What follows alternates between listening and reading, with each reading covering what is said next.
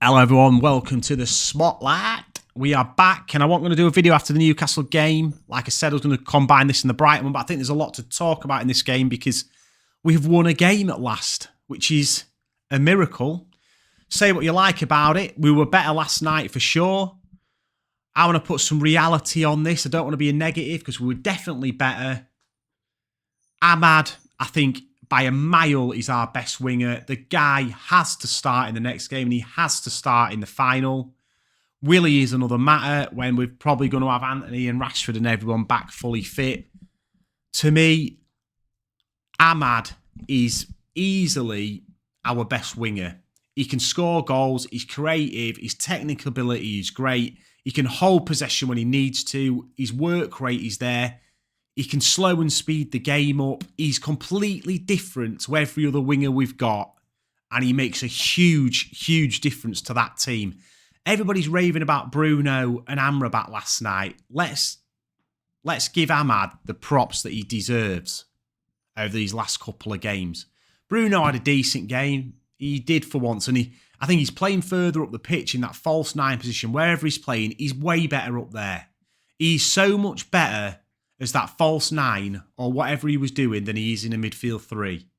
Because when he's in a midfield three, he plays like that anyway. So it's so much better to take an extra midfielder, put him in midfield and let Bruno do that, in my opinion. If that's how we're going to use Bruno going forward, I ain't got a problem with it. But Bruno cannot be in a midfield three like we have been all season and be wide open. I just want to talk about the game slightly. We won that game. Chances at both ends. If Newcastle was slightly more clinical, we don't win that game. Casemiro's headed one off the line. Whatever people are saying about that pen, it's a stone wall pen. I've watched it back a couple of times this morning. I've watched Anthony Gordon slate VAR in his post-match interview. His socks ripped open. He's playing with a twisted ankle after it. Go back and watch the Sky Sports Premier League clip of that penalty decision. Amrabat stands on his Achilles. It's absolutely a pen. And then we've got the one where we had the 3-on-1 where Amrabat's done fantastically to make a tackle. But let's face it, Newcastle should be scoring there. They absolutely should be scoring. So yes, we've won. We've still conceded 2 goals. Yes, we've had a couple of extra chances ourselves, but the real chances, Newcastle had them and didn't take them. I think we're lucky to come away with a victory.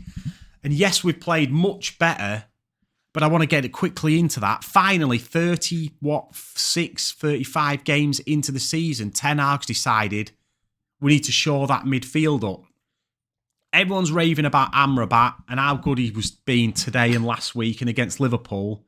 But let's have a little take on these games. Amrabat has played in these 3 games and he's looked all right. What has also happened in those 3 games? We've played 2 defensive midfielders and an extra midfielder and sat back and defended properly. If Casemiro was playing where Amrabat is, if McTominay was, with Mainu and whoever it is next to him, they would have had a decent game because there's more protection. All season, Mainu, McTominay, Casemiro have been left wide open on their own. If Amrabat was left wide open on his own, he'd be doing the same thing that those 3 have done all season. Why has it taken Erik Ten Hag 35 games to realise we need to shore the midfield up? There's people saying, keep Erik Ten Hag, keep Amrabat. Bruno's unbelievable. Oh my God. Yeah, he's absolutely amazing. We're on to something now. We're going to win that final against City. We're so amazing. Oh my God. Let's just take a look back at the last 35 games. 14 losses. 83 goals conceded over the season. Out the Champions League before Christmas. -3 Premier League goal difference. 8th place finish. No Europe next year. And people are going mad like a 1-0 loss to Arsenal and a 3-2 half-decent performance versus Newcastle means that we've turned this around, that things are going to be great next season. Let's keep Eric and Amrabat and let's build from there. Let's build the team around a 30-year-old Bruno Fernandes. What? I don't get it. I just don't get it. And like I say, I don't want to be overly negative because we were much better today. But why are we better? Because Eric Ten Hag's head has finally clicked in. You've got to shore the midfield up a bit. Well, wow. I mean, you, me, and every Tom, Dick and Harry Man United fan and non-Man United fan's been saying that for 8 months. If we'd have played a formation like this since Christmas or even before when it started to unravel, we wouldn't be in this mess. And who is that on, really? It's on Ten Hag. Because all he's had to do all season is drop an extra midfielder back in there and shore us up a bit. And we'd have had more wins and less losses. I mean, you can't say it's a guarantee, but if our midfield was 10-15% closer together and less open, we wouldn't have lost as many games as we've lost this season. We just wouldn't have. We would have been in a much better position for fighting for 4th or 5th, I think. Spurs have fell off a cliff. If we'd have just done this formation since Christmas, I think we'd have been fighting for 4th or 5th.